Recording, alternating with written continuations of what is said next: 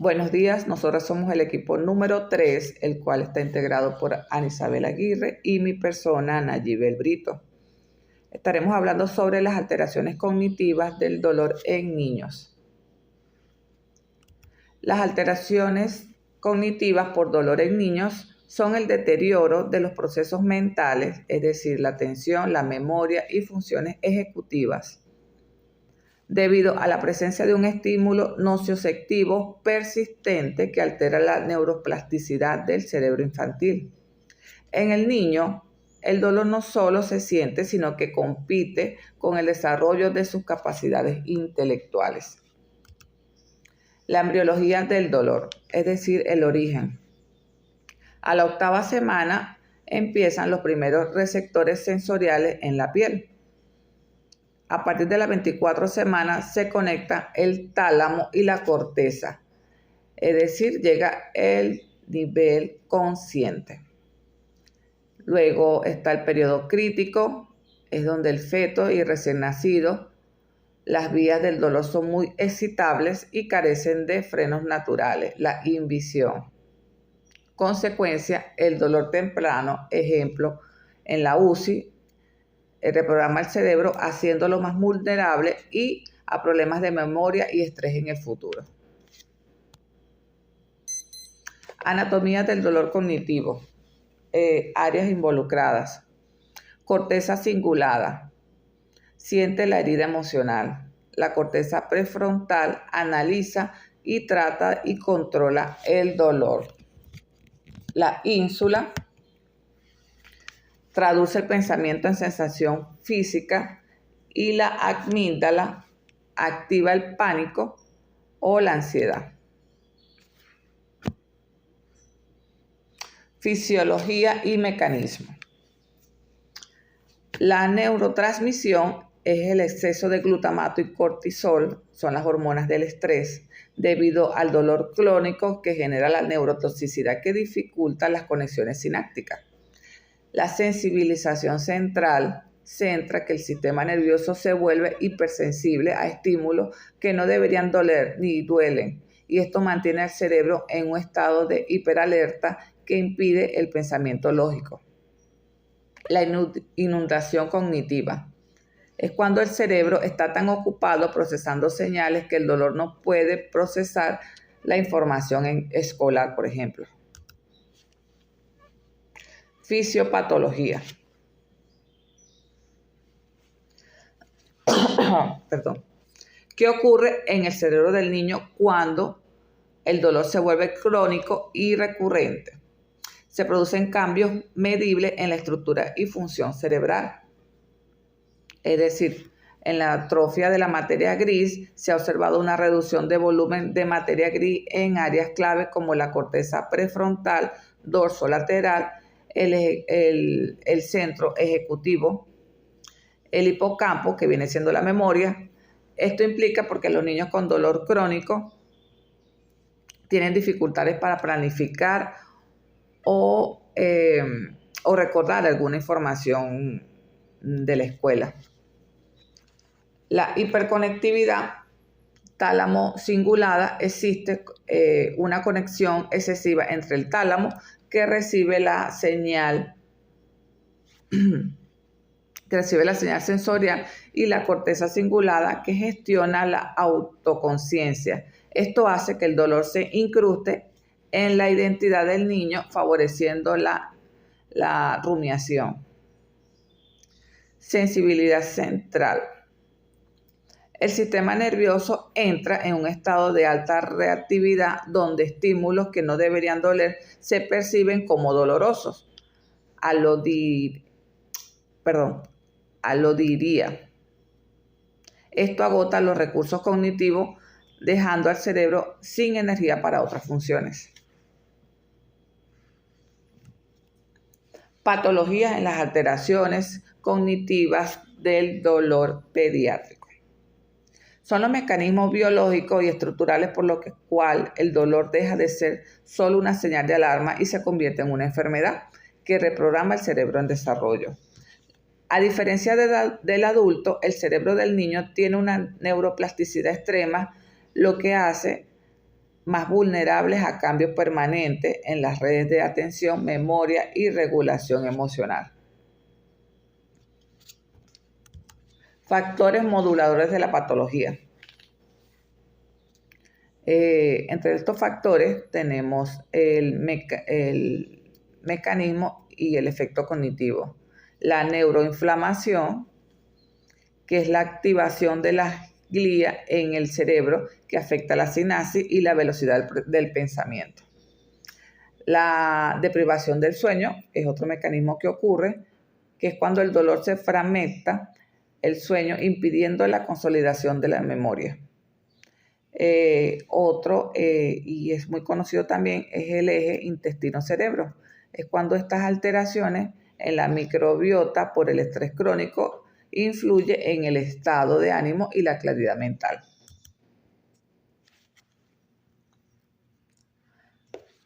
Clasificación de las alteraciones cognitivas del dolor.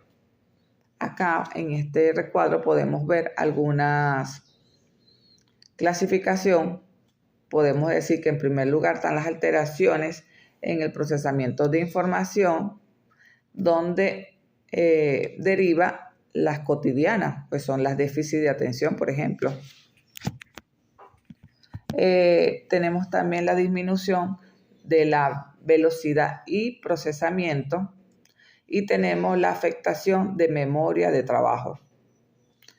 Entre las segundas alteraciones que podemos conseguir tenemos la alteración en la interpretación, o sea, las distorsiones cognitivas. Entre estas tenemos el catastrofismo, las ideas de culpas o de castigo, que estos a su vez se convierten en rumia, en magnificación e indefensión. Y de número 3 tenemos las alteraciones ejecutivas, como la inflexibilidad cognitiva y un control inhibitorio. Factores que influyen en esta clasificación. Que en este momento existen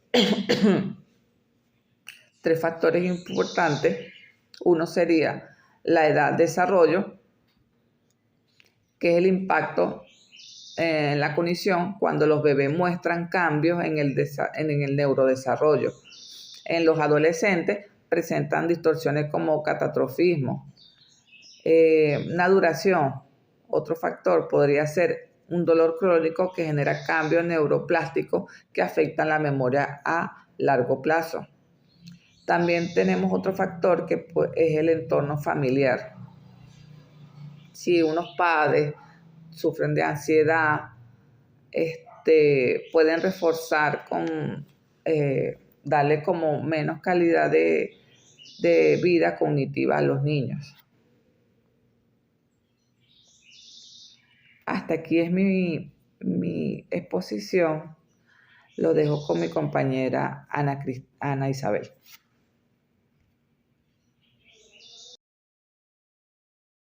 Todo lo que se ha conversado, es importante destacar también lo que tiene que ver, pues por supuesto, con las funciones cognitivas afectadas.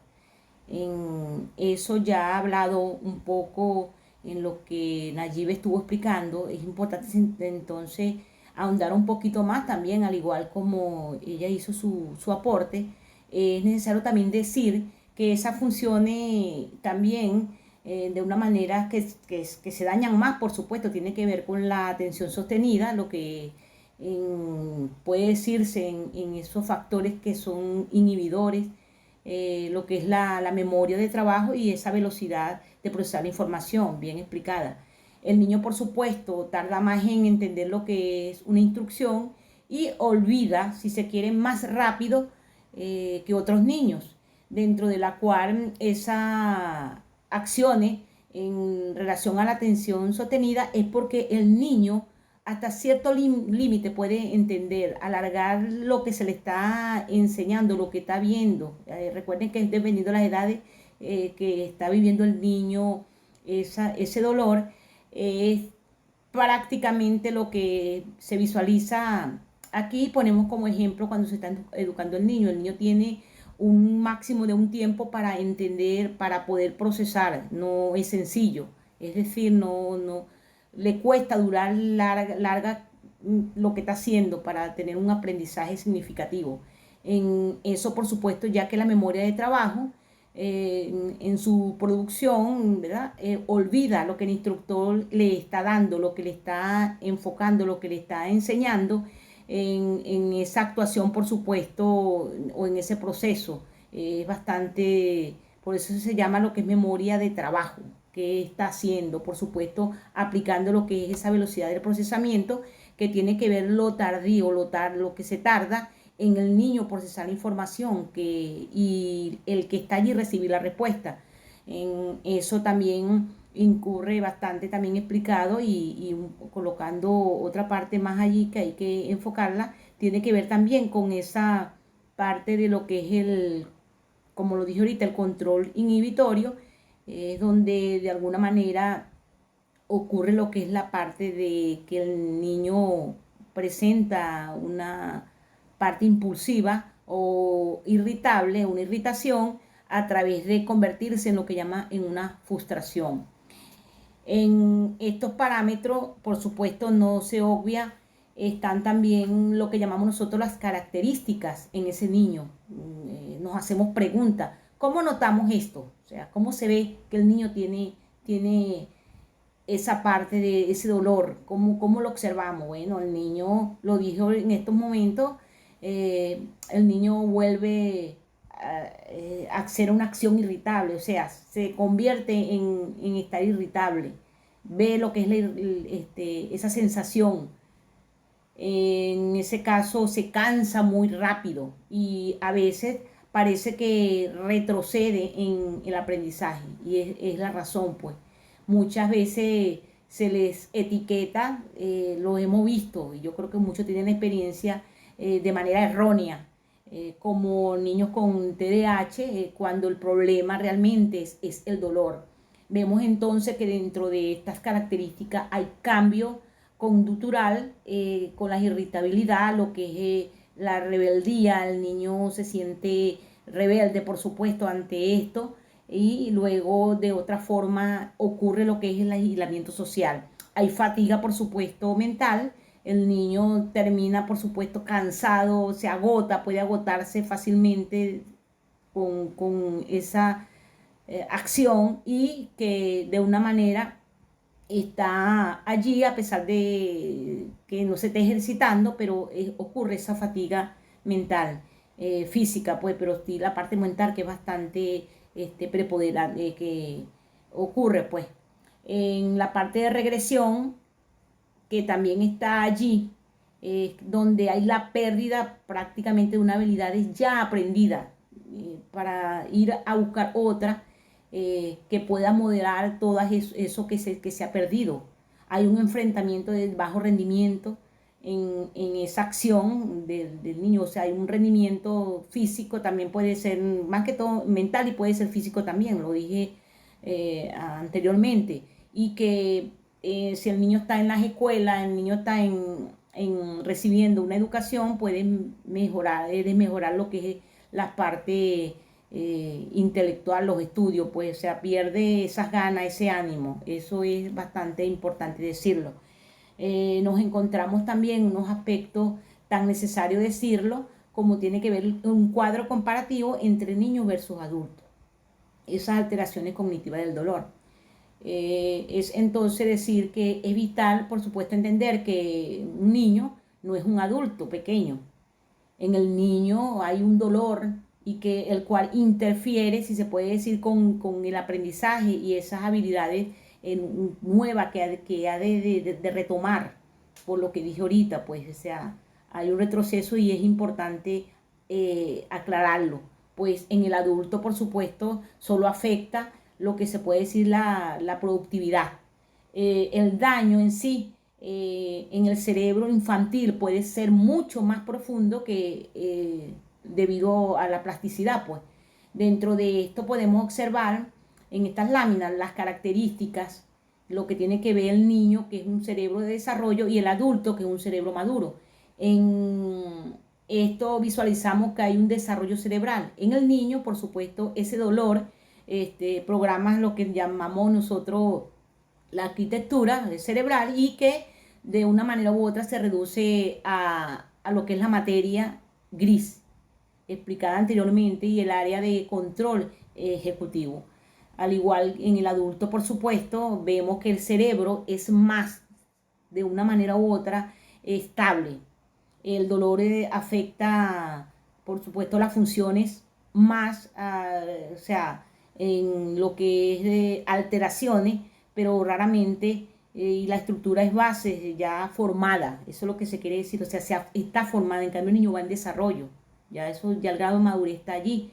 En las capacidades verbal podemos ver que hay una limitada en el niño, esas van en expresar el dolor, por supuesto, mediante lo que es las conductas. Y se mencionó bastante lo que es la irritabilidad o quejas físicas vagas en ese dolor. Por ejemplo, colocamos allí un dolor en la panza. El niño manifiesta eso. En cambio, en el adulto ocurre que es una capacidad completa para describir lo que es localizar también y cuantificar ese dolor en forma precisa. En lo que es la función ejecutiva, en el niño, el dolor compite directamente, si se quiere, en lo que está reflejado en el aprendizaje y la adquisición de nuevas habilidades, atención y memoria. Y en el dolor que ocurre en el adulto, interfiere, por supuesto, en tareas más complejas o laborales, pero que las habilidades básicas ya están consolidadas. En estas terminologías, por supuesto, se basan en esas alteraciones cognitivas, pues el dolor.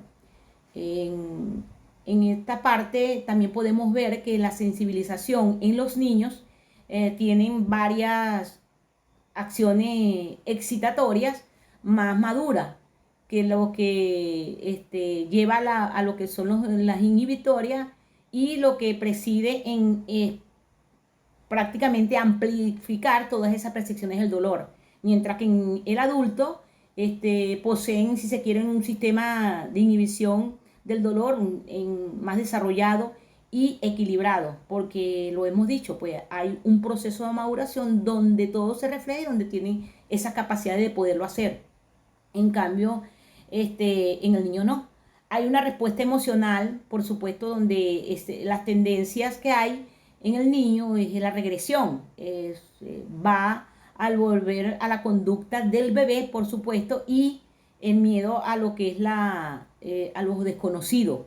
Esa separación que tiene que volver el niño en ese proceso. En lo que es el adulto hay tendencia de lo que llamamos nosotros a la depresión, hay una ansiedad laboral, por supuesto también abarca lo que es las preposiciones en eso financieras o pueden haber aislamiento social, que sí ocurre, claro, en el niño también, pero en el adulto de una manera más pronunciada. En estos aspectos también está la autoeficacia en el niño, se ve en lo que hay a él mismo, pues, una fragilidad, el dolor de una manera se moldea a lo que identifica él, unas acciones de identidad futura, ya que está en ese proceso de desarrollo para poder adaptarse y ver qué se puede hacer con eso. En el adulto se ve en sí mismo, pues, como alguien que está limitado. Esa es la función y que temporalmente por una dolencia. Es necesario entonces decir que todo eso que hemos hablado, tocar un tópico que tiene que ver la importancia en el niño con discapacidad cognitivas. Son muchos elementos, pero nos toca abordar un poquito aquí también, nosotros como terapeutas. Cuando hablamos, por supuesto, de esa discapacidad cognitiva, de lo que tiene que ver que a menudo nos enfocamos en esos desafíos del aprendizaje. Sin embargo, el dolor actúa como un secuestrador, eso hay que tenerlo en cuenta, de recursos cerebrales, eso es elemental. Estas acciones, ¿verdad? hemos analizado en ese dolor crónico. Observa lo que tiene que ver con las limitaciones, parte cognitiva, lo que preexiste y que cuando de una manera u otra se tienen que crear esos ciclos de retroalimentación para que hay retroalimentación negativas para poder ir a la búsqueda de esa acción y todo lo que llamamos de una manera, se llama pues prácticamente lo quise decir, a lo que es la afección o lo que está afectado a la plasticidad cerebral. Es necesario decir que es de una manera para buscar lo que es la calidad de vida del niño, en ese sentido.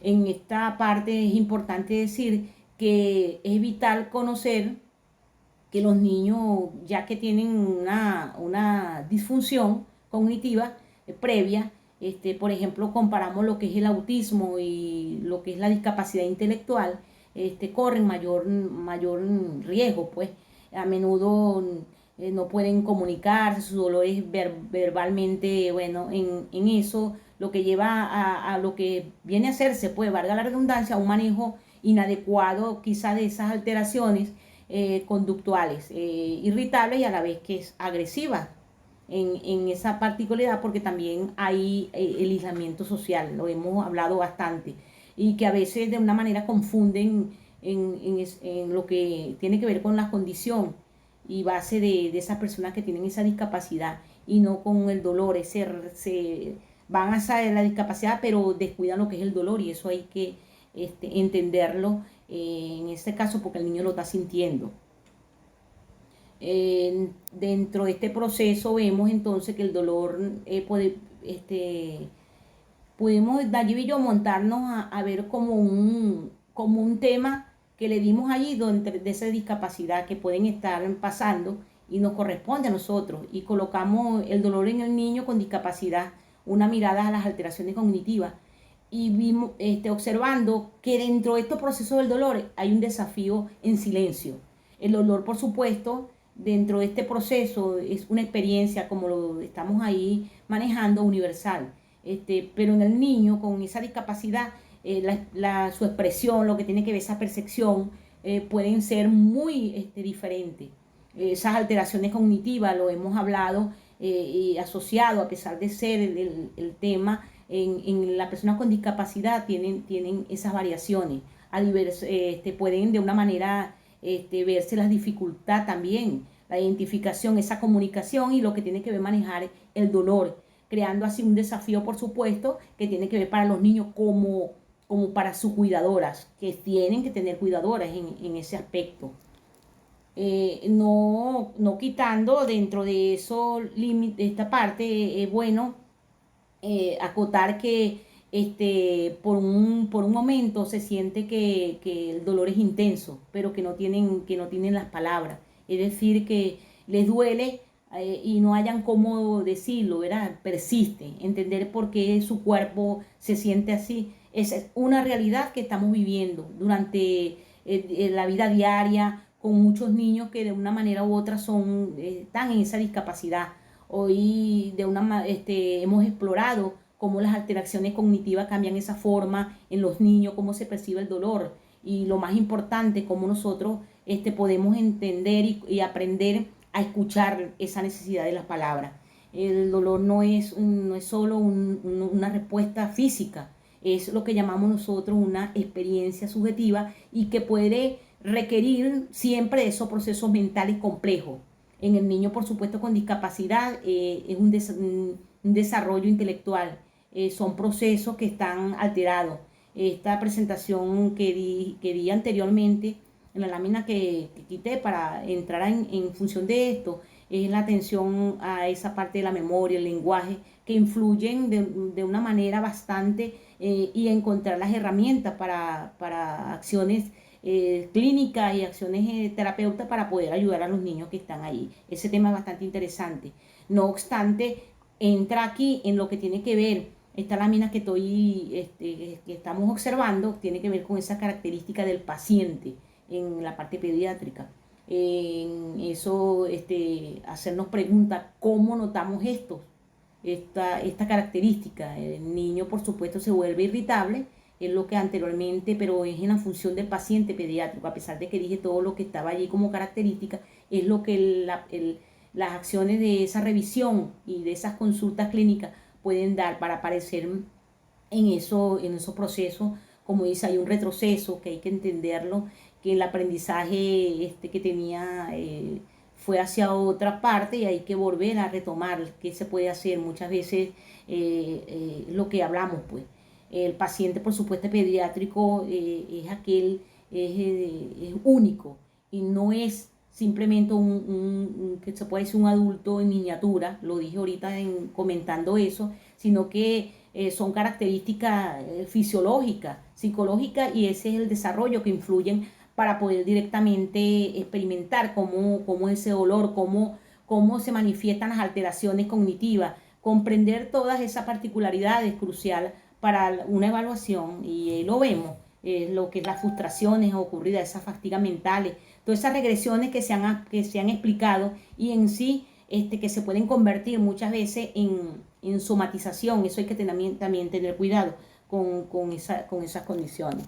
Es importante entonces describir qué es lo que es el rol del terapeuta ocupacional. ¿Qué hace el terapeuta ocupacional? Bueno, como terapeutas ocupacionales tenemos que tomar en cuenta que nuestro papel no es tan sencillo.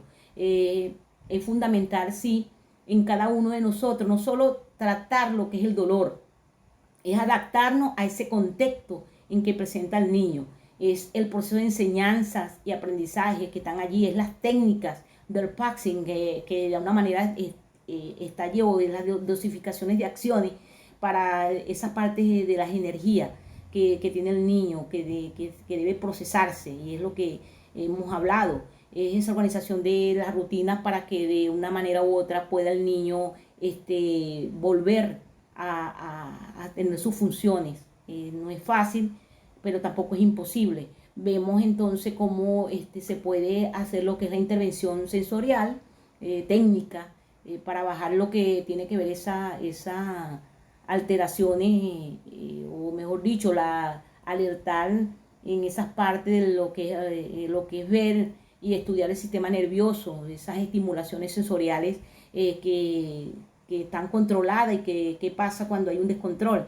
Esa adaptación de lo que es el entorno, la modificación, por supuesto, de estudios en lo que llaman la parte ergonomía, y que la reducción de estímulos distractores para ayudar también, porque pueden ser estos unos elementos que afectan a los niños en ese proceso. La dosificación de las actividades es importante que el terapeuta en ese caso cumpla, por eso llamamos rol de terapeuta en este proceso de atención. El niño debe dividir las tareas de tal manera que los pasos que se den sean pequeños, pues, pero que ellos puedan no agotar las energías cognitivas de un solo topetazo, como dice el dicho, sino hacer las cosas como que haya que hacer para protegerlo, para ayudarlo.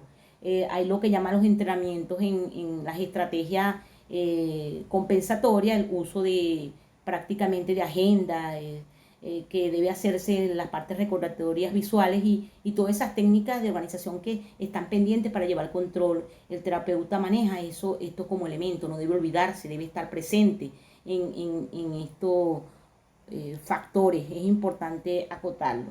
En lo que podemos tomar en cuenta y considerar que uno de los que tienen que estar preparados son la familia.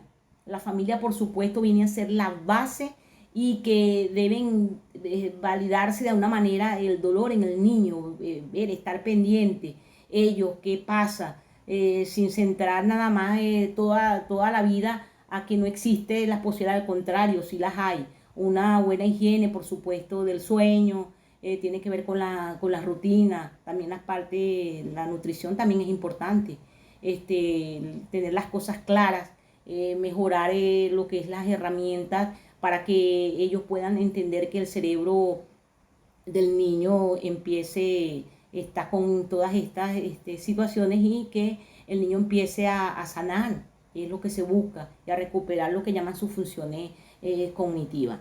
Dentro de esto reflejamos, por supuesto, lo que he comentado paso a paso, evitar dar muchas, lo que llamas instrucciones a la vez, tiene que estar cautado para poder estar pendiente de esto. La validación es importantísimo en el niño, creer en el dolor en el niño sin hacerlo único tema de conversación. O sea, hay que tener pendiente eso, esa rutina del sueño es lo que de una manera u otra se debe controlar en lo que pasa dentro de lo que ocurre en el hipocampo. Ya ha explicado, la compañera lo dijo, y lo que es limpiar eso, o sea, quitar eso, lo que es la toxina, y que la memoria de una manera pueda trabajar de manera óptima.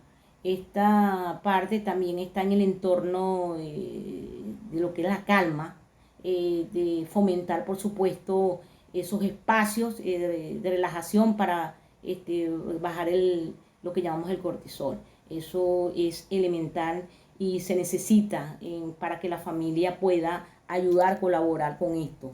No pueden estar solos.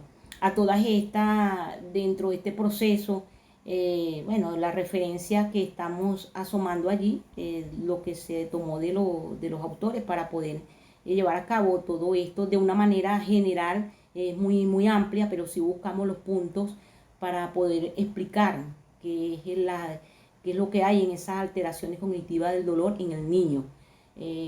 Concluyendo, por supuesto, de esta manera y dando como énfasis que para de una forma u otra entender, y como decía, la manera de conclusión o manera conclusiva, porque estos son procesos de cambio y habrá muchos elementos más que hay que seguir estudiando en ese caso.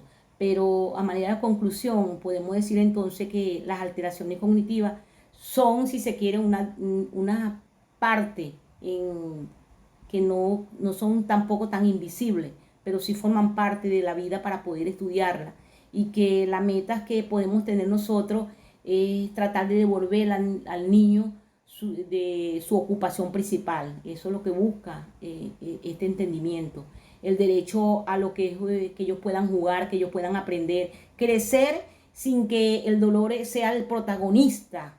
Hay que hacer hincapié de su historia. Es decir, ocurrió, pero hay que buscar esa forma en ese sentido. Dejo para ustedes dentro de estos procesos una importante frase que hemos de hablar, y nos dice así: el dolor en un niño no solo silencia su risa, también nubla su pensamiento. Como terapeuta, nuestra misión es despejar esa neblina para que su mente vuelva a brillar, recordándole que su capacidad es mucho más grande que su diagnóstico. Es decir, hay muchas cosas en las cuales no es difícil la disposición que tengamos. Los niños tienen derecho a la vida, a pesar con todas las condiciones, sí se puede. Es en ese sentido, nosotros como terapeutas tenemos que enfocarnos e ir en esa función. Es importante entonces dar gracias por su atención, y dejando por supuesto todo lo que hemos hecho como un recorrido, como un análisis. Daré las gracias al doctor Pierluigi Barrio por este proceso de aprendizaje sin atancia alguna, ya que con esto podemos ir en ese crecimiento del conocimiento, que es lo que busca esta importante unidad curricular Fisiopatología 1, y ver lo que son las alteraciones y qué más que el niño en este momento, esas alteraciones cognitivas. Gracias a todos por escucharnos. Esperemos sean otra oportunidad. Que Dios nos bendiga a todos.